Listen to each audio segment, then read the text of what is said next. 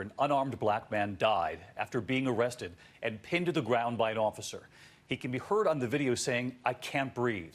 The incident was caught on camera. White Minneapolis police officer killing an unarmed black man, George Floyd. George Floyd. 46-year-old George Floyd. The video of an officer with his knee on Floyd's neck as Floyd pleads for his life has shocked Americans.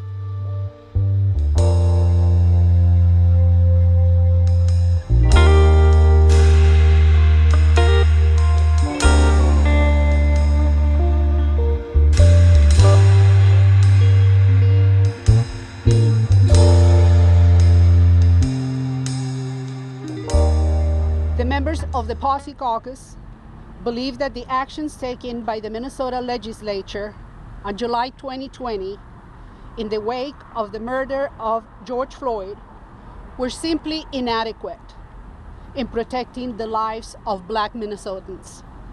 It is long past due for our government to make meaningful investments in our communities and to take action to reform the police and hold law enforcement officers or officials accountable for their actions. Before I was a senator, I was a regular South Sider, going through the trauma of the murder of George Floyd and feeling outraged alongside my neighbors at a system of policing that does not protect Black and brown lives.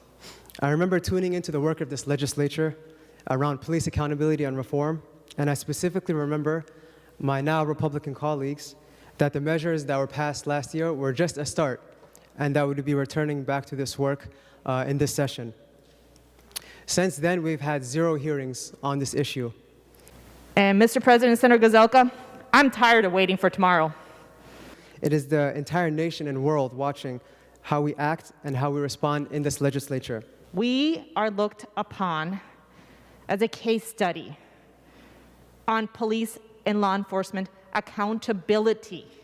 We can be leaders and make some changes that are the start of significant reforms. But the people of Minnesota are demanding police reform, and that is our responsibility to hear them and take action.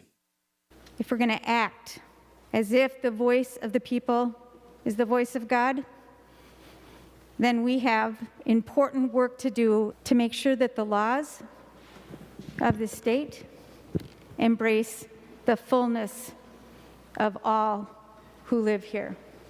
White, Black, brown, Indigenous, Minnesotans, all of us.